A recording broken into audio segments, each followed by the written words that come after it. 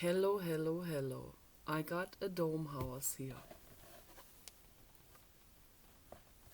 I was talking to my husband earlier while he was in the jacuzzi, and the sun was shining through the greenhouse into the water, sparkling. The water was about 100 degrees Fahrenheit. And so I thought about a dome house. And the surface area that this dome house covers is 100,000 square feet. And it's level land with a meadow underneath. And horses can be inside. They'll be like this small, according to this model here. And I don't know, maybe a millimeter or something, according to this model. So if we think about this here being covering 100,000 square feet, so then we could have a lot of horses in there. So, and we can also have, of course, we can have an amazing dwelling, an amazing home in there that doesn't even need a roof. It could be made out of something, just something soft. So there's all kinds of possibilities with this. And this is obviously a tupper sort of container, like a bowl, you can put fruit in. So I bought several of those a while back to use as a retainer pool for my plants. But I washed them and they were all messed up with earth clay and stuff. But I washed them and I want to use it for other things. So, and when I had this idea, I wasn't thinking that I had this container that would actually completely match my idea. So I fished it out of my cabinet. I washed it again, made it really nice and clean. Now it has some scratches on it. It's not completely clear anymore because of the scratches. But that also serves with this as the model for my idea, because for the dome house it doesn't have to be completely clear. It can be opaquely transparent, opaquely translucent. Translucent is the better word for it. Transparent would be, if it's just like glass and you can see through completely. But it can be opaquely translucent. It lets sunlight in, but it's also UV protection. So for whatever is happening inside, outside here where this grip is, there'll be a stairs that will come out like solid staircase, also made out of the same material, and steps going all the way up to the rooftop. This is the rooftop. It's all translucent, all of it. They make translucent cement now. I am completely excited about this. So my dad is an architect. I got those genes. I even considered studying architecture, but then I saw, how difficult it is also to be an architect. I saw how much trouble my dad and his architectural partner had, getting customers. They're constantly sued. I mean, you have to have already a huge startup capital in order to pay lawyers to defend yourself. My mother's a lawyer. She was helping with this, but it was constantly trouble. It was constantly a headache, if you take the headache out of architecture, then you can actually be an architect in form of an artist, an artist architect. That's like really the ideal, and my dad is that also. And so then you can, and I already designed something like this when I was 13 years old. There was some kind of competition, architecture for teenagers. I participated and I painted this real big dome house in form of an abstract pig with lots of colors and stuff like this. But it wasn't translucent. I wasn't thinking about all of these things, these technicalities, and that we need sunlight inside and all of this. I was just following my artistic ideals, but I didn't win that competition. So, but I thought it was cool. So, but what we need is we need to make a huge dome building like this, and it should come out here in a slant like this, and also on the side, of course. It needs to be more like this, or maybe like this even. Fan out like this.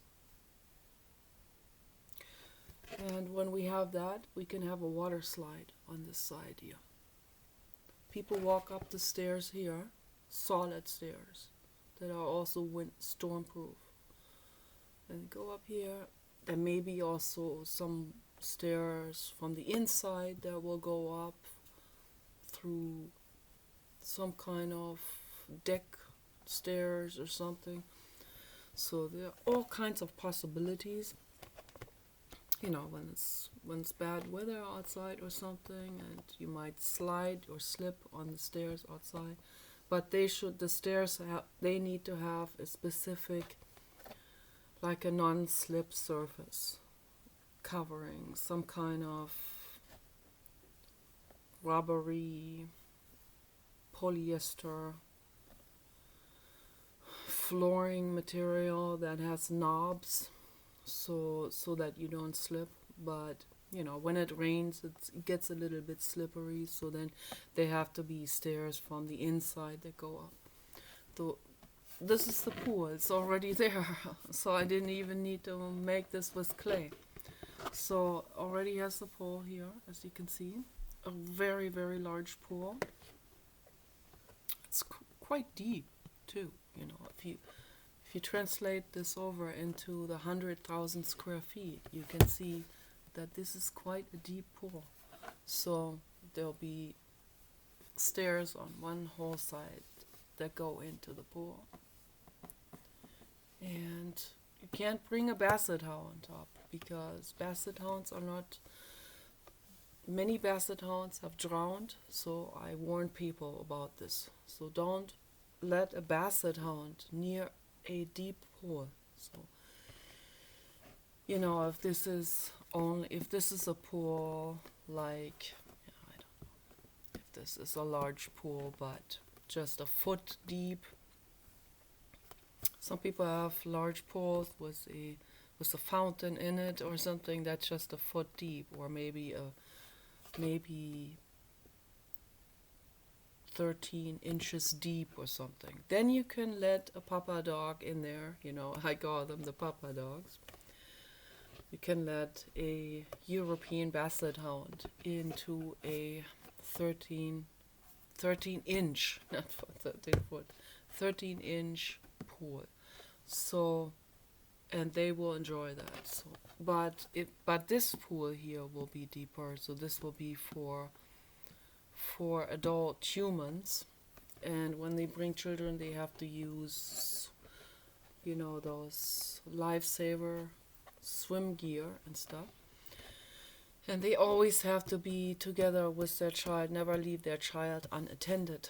I have already rescued, at least, I remember I rescued 2 mulatto babies. Yes, the mothers just recklessly walked away, and one time in an apartment building complex, and they didn't even give their kids the protective swim gear, the life vests. And the older boy, he was okay. He was like 4 years old. He was okay. He already seemed to be able to swim. We were in shallow water. So, but the baby boy, like 1 year old, went underwater. I was very quick to bring him back up, and after that, I did not leave him alone. So I made sure to bring them back, and I wasn't even babysitting. I was just visiting a friend. So, and the other time was in an apartment complex where there were a lot of partiers. Some people were drug addicts, seems like, and this one drug addict mother, like recklessly just had a kid, knowing she's a drug addict. And then baby fell into the pool without any protection, without any swim vest, and drowned. And I just saw that in the nick of time. I was talking to other people, and I turned around and I saw, because I already, the mother instinct in me, I'm already eyeballing the children to make sure they're okay. So I saw the baby go under. I quickly went over there and fished him back out of the pool and brought him to safety, and tried to get people to protect him, to look after him. So after that, I kept my eyes on those kids. So it's really scary. So, but I always get caught up with other subjects. But anyway, there's the stairs that go up here, and then people go swimming in this pool. And then on this side here, they'll go onto the water slide, and the water slide goes down like this and fans out into another pool, maybe a natural pool with clay in it. There can be all kinds of different landscapes, of course, in a park like that, on a very, very large property that has, I don't know, 1,000 acres or something, with horses and with lovely trails for horses and for horseback riding trails and hiking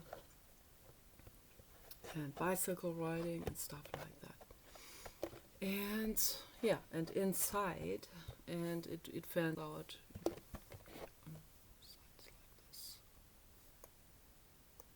at least like this, but I would say like that, because we're going to be having very, very heavy storms in the future, and everything is going to have to be built in dome form.